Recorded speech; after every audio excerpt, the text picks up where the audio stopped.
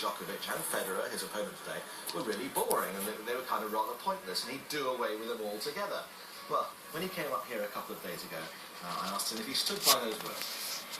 I always stick to my words. I don't want to change nothing what I said, and it's in a way, you know, they always like to take words out of context.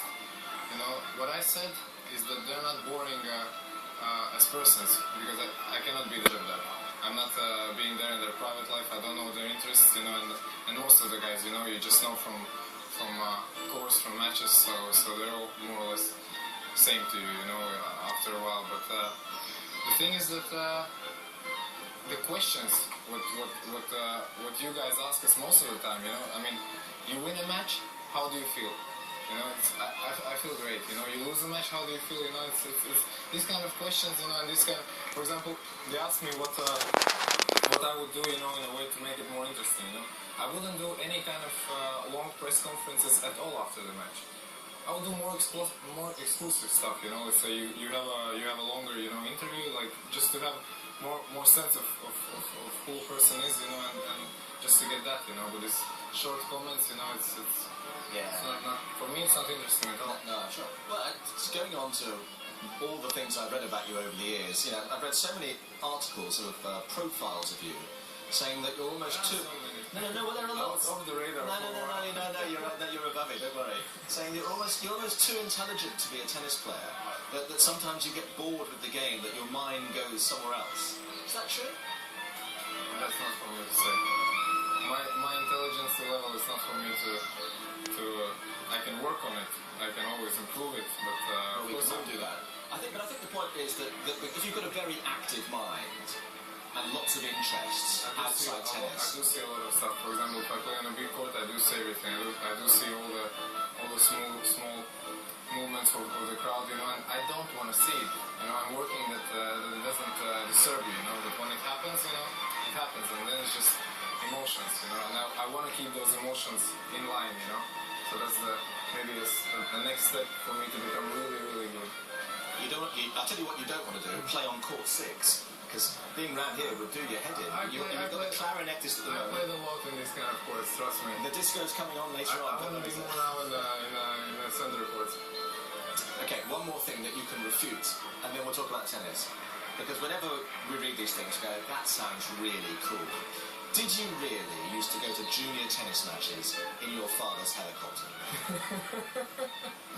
Let's keep the illusion alive.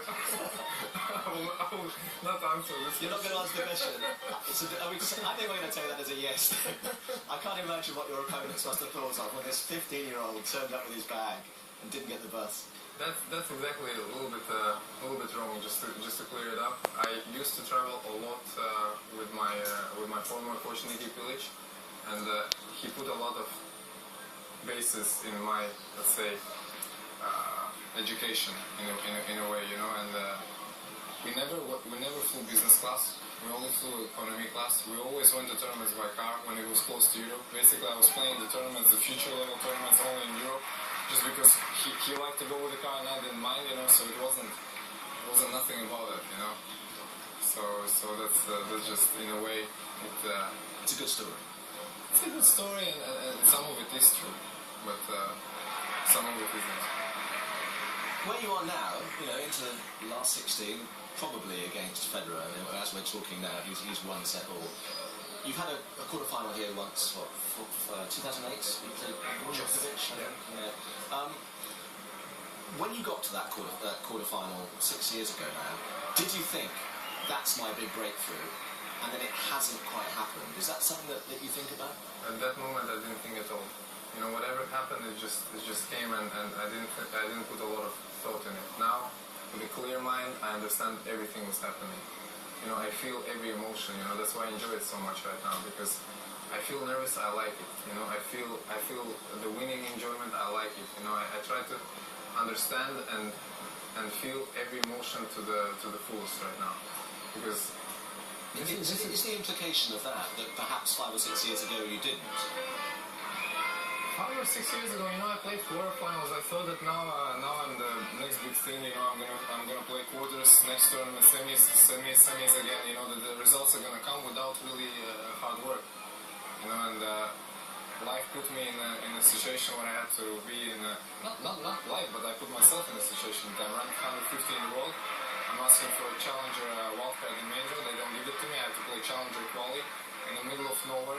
You know, in the winter, at the end of the season, when the top guys are playing the Masters. You know, and that's what, when you really understand that. Okay, I have such a, let's say, potential and talent to be let's say where I am right now.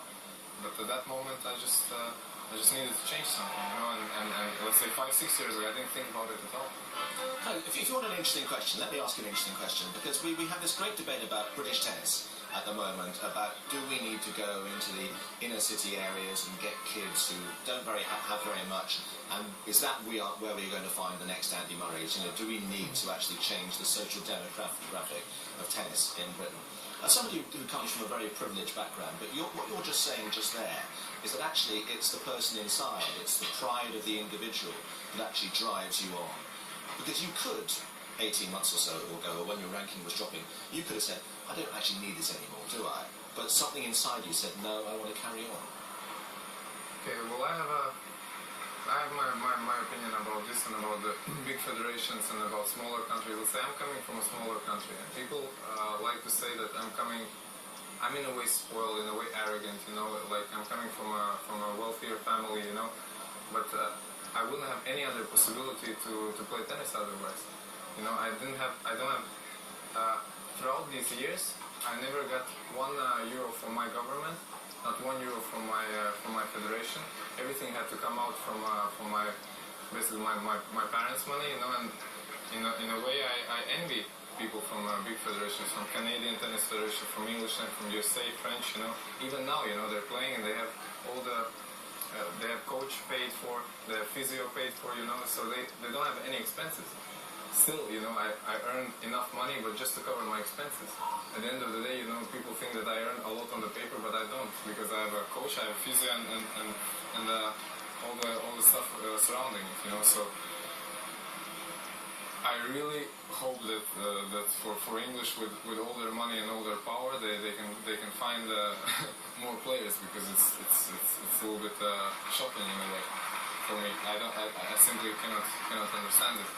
I think so that a lot of people listening will empathise with what you say. Listen, it is lovely to meet you. Thank you for coming in. Thank you. And listen, the very, very best of luck, you know, in the last 16. And here's to the next Grand Slam quarter-final, whenever that may be. Well, the question's okay.